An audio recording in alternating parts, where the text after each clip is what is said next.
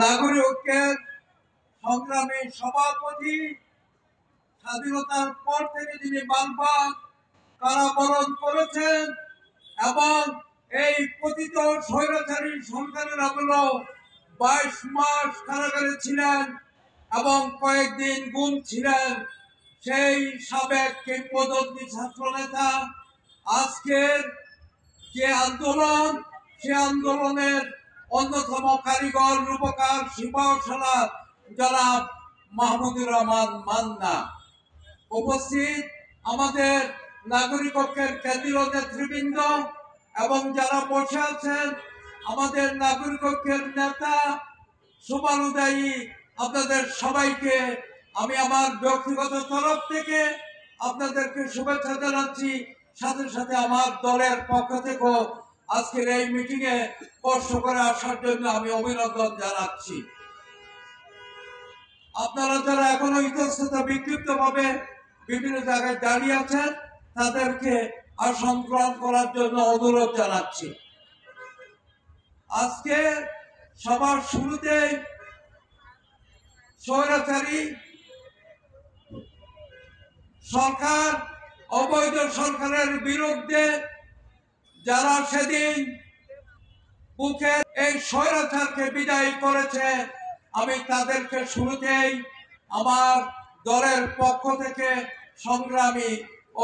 সংগ্রামী সালাম এবং শ্রদ্ধা বলে তাদেরকে স্মরণ করছি। সাথে সাথে তাদের মা বাবাকেও আমি সম্মান জানাই। আপনারা জানেন এই উত্তরায় সবচেয়ে বড় আন্দোলন হয়েছে, সেই জন্যই নাগরিক ঐক্যের যে সিরিজ সভা আমরা ঢাকা মহলে দিয়ে শুরু করেছি, তার প্রথম সভা আমরা উত্তরায় আজকে শুরু করলাম। আপনাদের সবারই জানা আছে মুগ্ধর কথা, এবং এখানে 21 থেকে 22 জন এই হাসিনার বিরুদ্ধে আন্দোলন করতে গিয়ে শহীদ হয়েছেন। এই উত্তরাতে হাসিনার বিরুদ্ধে যে আন্দোলন, সে আন্দোলন এই উত্তরাকে আমি দুর্গ বলে উল্লেখ করতে চাই। আমরা আজকে আমাদের নেতাকে নিয়ে সেই দুর্গে আমরা হাজির হয়েছি আমাদের বক্তব্য আপনাদের সামনে উপস্থাপন করার জন্য। আমরা দল হিসেবে একটু ছোট হতে পারি, কিন্তু আমাদের নেতা অনেক বড়। আমাদের নেতা দেশের প্রতিটি আন্দোলনে নেতৃত্ব দিয়েছেন। আপনারা একটু আগে অনুষ্ঠানের পরিচালকের কাছ থেকে শুনেছেন উনি পিপি নির্বাচিত হয়েছিলেন এবং কাদেরকে উনি পরাজিত করেছিলেন সেটা আপনাদের জানা আছে। সেই পলাতক ওই ব্যক্তির নাম আমি এখানে নিতে চাই না। উনি স্বাধীনতার পর চট্টগ্রাম বিশ্ববিদ্যালয়ের জিএস নির্বাচিত হয়েছিলেন। সেই নেতা বছর পর্যন্ত একদিনের জন্য বিশ্রাম নেয় নাই। যেই স্বৈরাচার আসছে, যেই গণবিরোধী সরকার এদেশে আসছে, তার বিরুদ্ধে তিনি গর্জে উঠেছেন। আজকেও আমরা যেমন হাসিনার বিরুদ্ধে গর্জে উঠেছিলাম, তাকে আমরা বাধ্য করেছি পালিয়ে যেতে। আমরা আগামীতেও আমরা কোন স্বৈর শাসককে এদেশে আসতে দেব না। আমরা কোন স্বৈর শাসকের বিকল্প কোন স্বৈর শাসকের চিন্তা করি না। আমরা গণতন্ত্রের জন্য আন্দোলন করেছি, আইনের শাসনের জন্য আন্দোলন করেছি। আমার ভোট আমি দেব, যাকে খুশি তাকে দেব, সেই নির্বাচন সুষ্ঠু নিরপেক্ষ নির্বাচনের জন্য আন্দোলন করেছি। শুধু সুষ্ঠু নিরপেক্ষ নির্বাচন হলে দেশে শান্তি আসবে না।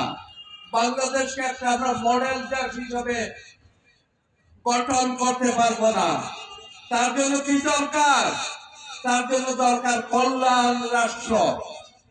আমরা এই দেশকে একটা ওয়েলফেয়ার স্টেট করতে চাই, যেখানে প্রতিটি মানুষ তার শিক্ষা, তার স্বাস্থ্য, তার কর্মসংস্থান নিশ্চিত হবে। আপনারা জানেন বিশ্বে অনেক দেশ আছে যেখানে কল্যাণ রাষ্ট্র আছে। আমরা তাই গণতন্ত্রের পেট ভরবে না, শুধু একটা নির্বাচনের মাধ্যমে জনগণের অভাব সমস্যার সমাধান হবে না। তাই আমরা বাংলাদেশকে একমাত্র নাগরিকত্ব চাই, একটি কল্যাণ রাষ্ট্র। আপনারা যেখানে হাজির হয়েছেন, যারা এখানে আজকে যে কোনো ব্যস্ততার কারণে আসতে পারেননি, তাদের সবার কাছে আমাদের এই বক্তব্য, যারা মাহমুদুর রহমান মান্না নাগরিকত্বের নেতা কর্মীরা এদেশে একটি কল্যাণ রাষ্ট্র চায় এবং তার এই ভিত্তিতে আগামী নির্বাচনে সেটাকে আমরা প্রধান লক্ষ্য হিসেবে ঘোষণা করতে চাই। সেই নির্বাচনে আপনারা যদি কল্যাণ রাষ্ট্র চান, এদেশে যদি নিরাপদ একটি রাষ্ট্র গঠন করতে চান, এদেশের মানুষের কল্যাণ করে একটি রাষ্ট্র গঠন করতে চান, তাহলে নাগরিকত্বকে আপনাদের সমর্থন করতে হবে, নাগরিকত্বকে আপনাদের নির্বাচিত করতে হবে। আমি আমার বক্তব্য